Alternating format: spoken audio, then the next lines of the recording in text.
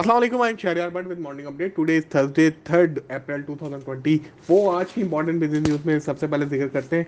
World bank ने पाकिस्तान के हवाले से अपनी एक रिपोर्ट जारी की है, जिसमें उन्होंने पाकिस्तान को मुश्किलात का जिक्र किया है और आने वाले दिनों में पाकिस्तानी इकॉनमी के हवाले से बहुत इंपॉर्टेंट डिस्कशन है इसके अंदर। खासतौर पे वो कहते हैं कि पाकिस्तान को जिस तरह से अनएम्प्लॉयमेंट का सामना करना पड़ सकता है, इन्वेस्टमेंट गैप है जो पाकिस्तान में फाइनेंशियल, उसको देखना पड़ेगा। फिर साथ साथ बजट खसारा का भी सामना करना पड़ेगा।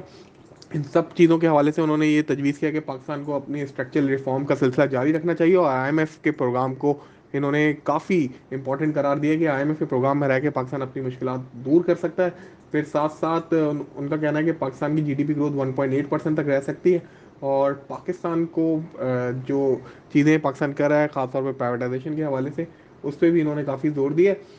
दूसरी तरफ उनका कहना था कि स्टेट बैंक भी अपनी मॉनेटरी टाइटनिंग रख सकते हैं आने वाले दिनों में, जिससे इंटरेस्ट रेट जो है वो मुस्तकम रह सकता है और पाकिस्तान की जो सीमेंट और टेक्सटाइल के जो शोबे हैं उन पे इसका बुरा असर पड़ सकता है। दूसरी तरफ अच्छी खबर ये कि टी बिल्स में 4 साल के बाद हम देख रहे हैं काफ़ी हैवी इन्वेस्टमेंट्स आ रही है फॉरनर्स की जाने से। जनवरी से अब तक $126 मिलियन से इन्वेस्टमेंट टी बिल्स में आ चुकी है। इससे पाकिस्तानी रुपया आने वाले दिनों में मुस्तकम हो सकता है। फिर अगर पाकिस्तानी रुपया अगर मुस्तकम रहता है तो फिर आप देखेंगे कि यहाँ से फर्दर जो है इन्वेस्टमेंट अगर आती है फॉरेनर्स की, तो पाकिस्तान के रिजर्व भी इससे इम्प्रूव हो सकते हैं। पेट्रोलियम सेल्स 4% इंक्रीज हुई है ईयर ऑन बेसिस के ऊपर और इसके साथ साथ सीमेंट की जो डिस्पैचेज हैं वो भी 3.8% इम्प्रूव हुए हैं ईयर ऑन ईयर बेसिस के ऊपर और मार्च में 3.94 मिलियन टन तक ये जा पहुँचे।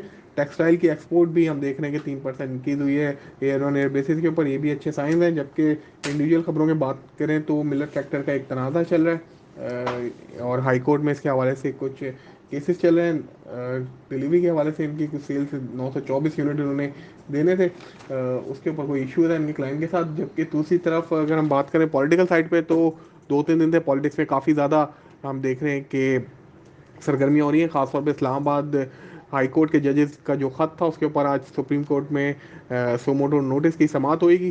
फिर इसके साथ साथ पीटीआई चेयरमैन की पिछले दिनों सज़ा माफ़ हो गई थी तोशा खाना में, और उसके बाद भी आज भी कुछ एक्टिविटीज़ कोर्ट साइड के ऊपर होंगी। इनको भी नज़र में रखना चाहिए हमें लग रहा है, क्योंकि आने वाले दिनों में लॉन्ग वीकेंड आने वाला है और मार्केट में कुछ इन्वेस्टमेंट अगर जैसे मार्केट से निकलती भी है तो ये क्लियरिंग कम है आने वाले दिनों में। तो लग रहा है ये कि मार्केट एक रेंज बाउंड एक्टिविटीज शो करेगी बिटवीन 66,590 टू 67,093।